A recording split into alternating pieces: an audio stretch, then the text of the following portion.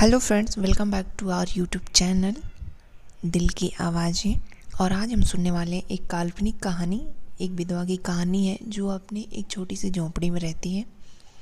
और ये उसके दिल की आवाज़ है, उसकी गरीबी का, ये बेबसी का एक कहानी है। सुनते हैं। किसी श्रीमान जमींदार के महल के पास एक गरीब अनाथ विधवा की झोंपड़ी थी। जमींदार साहब को अपने महल का हाथा उस झोंपड़ी तक बढ़ाने की इच्छा हुई, यानी कि जो उनका महल था और उसकी जो बाउंड्री थी घर के बाहर की, उन्होंने सोचा कि उस झोंपड़ी को हटा के और झोंपड़ी तक पूरी बड़ी कर लेते हैं। विधवा से बहुतेरी बार कहा, यानी विधवा से उन्होंने बहुत बार कहा, इच्छा अपनी बताई उसको कि अपनी झोंपड़ी हटा ले, पर वह तो कई ज़माने से वहीं बसी थी। उसका प्रिय पति और इकलौता पुत्र भी उसी झोंपड़ी में मर गया। पतो भी एक 5 वर्ष की कन्या को छोड़कर चल बसी। अब यही उसकी पोती इस वृद्धा अवस्था में एकमात्र सहारा थी। जब उसे अपनी पूर्व स्थिति याद आ जाती, तुम्हारे दुख की वह फूट फूट कर रोने लगती। और जब से उसने अपने श्रीमान पड़ोसी जी की इच्छा का हाल सुना, तब से वह मृत प्राय हो गए थे। उस झोपड़ी में उसका मन लग गया था। बिना मरे वहाँ से वह निकलना नहीं चाहती थी। श्रीमान से सब प्रयत्न निष्फल हुए। तब वे अपनी जमींदारी चाल चलने लगे। बाल की खाल निकालने वाले वकीलों की थैली गरम कर उन्होंने अदालत से झोपड़ी पर अपना कब्जा करा लिया और विधवा को वहाँ से निकाल दिया। बेचारी अनाथ तो थी ही, पास पड़ोस में कहीं जाकर रहने लगी।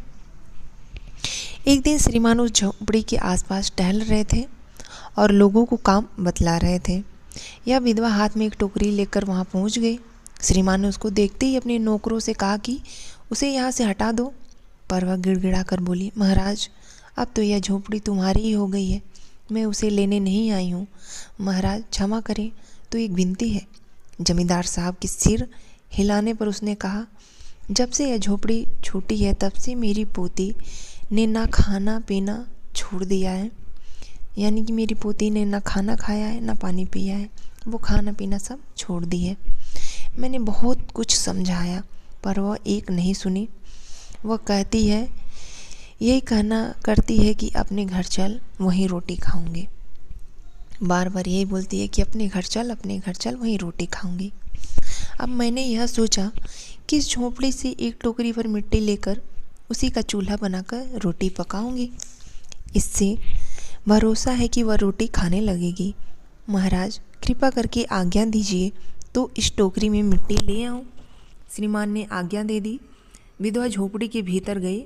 वहाँ जाते उसे अपनी पुरानी बातों का स्मरण हुआ, यानी कि उसे पुरानी बातें याद आ गई और उसकी आंखों में से आंसू बहने लगे। अपने आंतरिक दुख को, यानी अपने अंदर के दुख को, हृदय के दुख को किसी तरह संभाल कर उसने अपनी टोकरी मिट्टी से भर ली और हाथ से उठाकर बाहर ले आई। फिर हाथ जोड़कर श्रीमान से प्रार्थना करने लगी, महाराज कृपा करके इस टोकरी को जरा हाथ लगाइए, जिससे कि मैं उसे अपने सिर पर धर लूँ। उसने महाराज से विनती की। बूढ़ी महिला इतनी गरीब थी और इतनी बेबस थी कि उसे एक टोकरी मिट्टी भी उठाया नहीं जा रहा था। तो उन्होंने श्रीमान से विनती की, यानी मन्नत की। जमींदार साहब पहले तो बहुत नाराज हुए, पर जब वह बार बार हाथ जोड़ने लगी और पैरों पर गिरने लगी तो उनके मन में भी कुछ दया आ गई। किसी नौकर से ना कहकर अपने आप ही, यानी कि स्वयं टोकरी उठाने आगे बढ़े। ज्यों ही टोकरी को हाथ लगाकर ऊपर उठाने लगे, त्यों ही देखा कि यह काम उनकी शक्ति के बाहर है। फिर तो उन्हें अपनी सब ताकत लगाकर टोकरी को उठाना चाहा, पर जिस स्थान पर टोकरी रखी थी, यानी कि वो मिट्टी की टोकरी, वहाँ से वह एक हाथ भी ऊंची ना हुई। वह लज्जित होकर कहने लगे, नहीं, यह टोकरी हमसे ना उठाई जाएगी। यह सुनकर विधवा ने कहा, महाराज नाराज ना हो। विधवा औरत डर गई कि कहीं महाराज उसे डांट ना दे। उसने कहा, महाराज आप नाराज ना हो, आपसे एक टोकरी भर मिट्टी नहीं उठाई जाती और इस झोपड़ी में तो हजारों टोकरियां मिट्टी पड़ी हैं, आप कैसे उठाएंगे? उसका भार आप जन्म भर क्यों कर उठा सकेंगे? आप ही इस बात पर विचार कीजिए। उसने जमींदार साहब से प्रश्न किया। जमींदार साहब धन मद से गर्वित हो अपना कर्तव्य भूल गए थे, पर विधवा के उपयुक्त वचन सुनते ही उनकी आंखें खुल गई। कृतकर्म का पश्चाताप कर उन्होंने विधवा से क्षमा मांगी और उसकी झोपड़ी वापस दे दी। तो दोस्तों, इस कहानी से हमें यही शिक्षा मिलती है कि कभी भी ईश्वर हमें धन दौलत, बड़ा पोस्ट या कुछ भी दे दे, हमें कभी भी घमंड नहीं करना चाहिए। क्या पता ईश्वर ने जो दिया है वो उसे छीन भी ले, कब किसकी बात किसको बुरी लग जाए ये हम नहीं कह सकते।